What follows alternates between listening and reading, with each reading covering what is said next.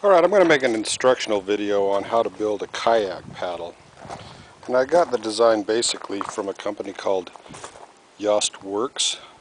I shouldn't say a company, a website called Works, which gives detailed descriptions on how to build kayaks, collapsible kayaks.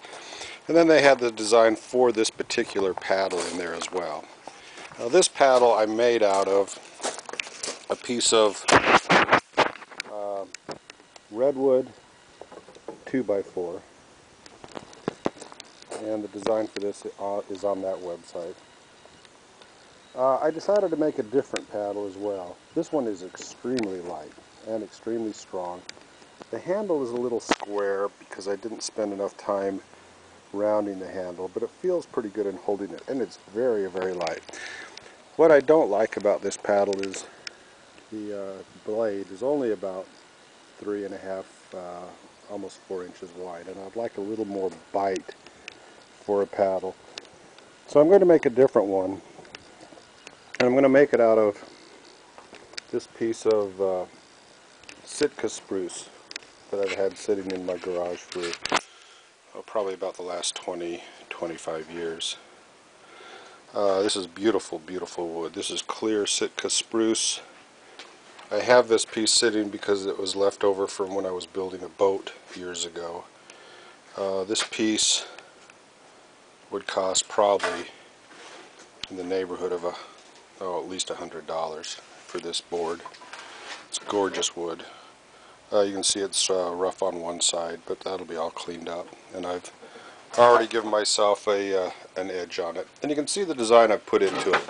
And the width on this is it's going to end up being about 6 inches wide. And what I will do is I will cut out the rough blank, and I'm going to leave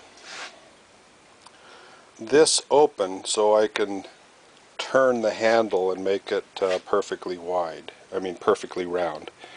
I'm not sure if I'm going to take the, you can see I've got two designs. I got one where I've left a 6-inch deep bite here, and then it tapers down to the handle, or the other side where I've got both of the layouts here. I think I'm going to go with a line from there to the handle, and of course around it, and even it out. First thing I'll do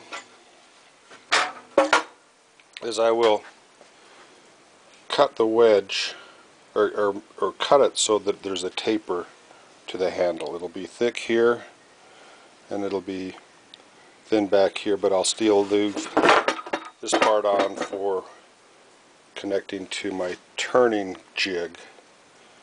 Okay, with that said, I'm going to build a turning jig before I do much of anything else.